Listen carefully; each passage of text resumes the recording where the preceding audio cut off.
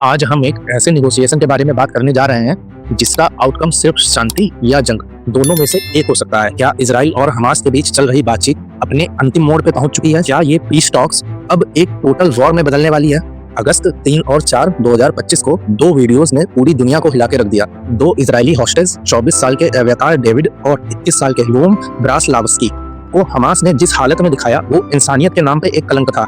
David एक tunnel में अपनी ही कब्र खोदते हुए नजर आया, जबकि ब्रासलावस्की एक एक बूंद पानी के लिए तरस रहा था। यह सीन इतना ट्रॉमेटिक था कि यूएन सिक्योरिटी काउंसिल को इमरजेंसी मीटिंग बुलानी पड़ गई और यहाँ से शुरू होता है एक नया डिप्लोमेटिक प्रेशर। हमास के पास अभी भी 49 हॉस्टेज हैं, जिनमें से 20 जिंदा होने का अंदाजा है। लेकिन ये वीडियो सिर्फ हॉस्टेज क्राइसिस नहीं बल्कि गाजा के अंदर एक ह्यूमैनिटेरियन इमरजेंसी को भी दुनिया के सामने ले आई। इजराइल ने अब अपने स्टैंड को बदल दिया है। इंक्रीमेंटल टॉक्स की जगह अब ऑल और नथिंग पॉलिसी। या तो सब हॉस्टेज को एक साथ छोड़ा जाएगा या फिर गाजा का पूरा मिलिट्री ऑक्यूपेशन होगा। पीएम नेतन्याहू ने खुद अपनी वॉर कैबिनेट को भी कह दिया है, अब या तो पूरा गाजा होगा हमारे कब्जे में या फिर ये जंग कभी भी खत्म नहीं होगी। वहीं आईडीएफ के चीफ को भी ये कह दिया गया है कि अगर उन्हें ये अप्रोच पसंद नहीं है तो वो रिजाइन कर दें।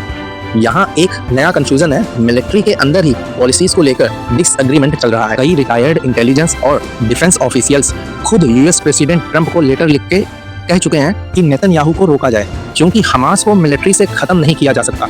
ये एक आइडियोलॉजी है और ये और ज्यादा स्ट्रांग होती जा रही है। आज इजराइल ऑलरेडी 75% गाजा कंट्रोल करता है, लेकिन अब जो प्लान है उनमें बचा हुआ गाजा भी ऑक्यूपेशन में आएगा, जहां 2 मिलियन लोग रहते हैं और जिनमें 90% ऑलरेडी बार बार डिस्प्लेस्ड हो चुके हैं। वर्ल्ड फूड प्रोग्राम के नंबर्स कहते हैं 3,20,000 बच्चे एक्यूट माल न्यूट्रिशन का शिकार हैं। फूड के लिए स्ट्रगल करते हुए 1200 से ज्यादा लोग मारे जा चुके हैं। 94 बच्चे सिर्फ भूख से मारे गए हैं। हमास का कहना है कि हॉस्टेज को वही खाना मिलता है जो गाजा में आम लोगों को।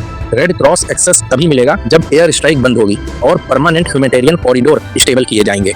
5 अगस्त को यूनाइटेड नेशन ने हॉस्टेज फैमिली को वर्चुअल मीटिंग में इनवाइट किया और हर तरफ से एक ही मैसेज आया, सिचुएशन अब आउट ऑफ कंट्रोल हो चुकी है। इजराइल के अंदर पब्लिक ओपिनियन क्लियर है, 75% लोग सीज फायर चाहते हैं, लेकिन नेतन्याहू के hard line एलाइसिस full military victory के लिए प्रेशर डाल रहे हैं। ये डेडलॉक अब ब्रेकिंग पॉइंट पे पहुंच चुका है। तो सवाल अब ये उठता है, क्या ये सिचुएशन अब एक ऐसे इन्फ्लेशन पॉइंट पे खड़ी है जहां डिप्लोमेसी फेल होने वाली है? क्या हॉस्टेज वीडियो ने एक फुल स्केल वॉर का दरवाजा खोल दिया है? और सबसे बड़ा सवाल, क्या पॉलिटिक्स ने इंसानियत से बड़ी लड़ाई जीत ली है?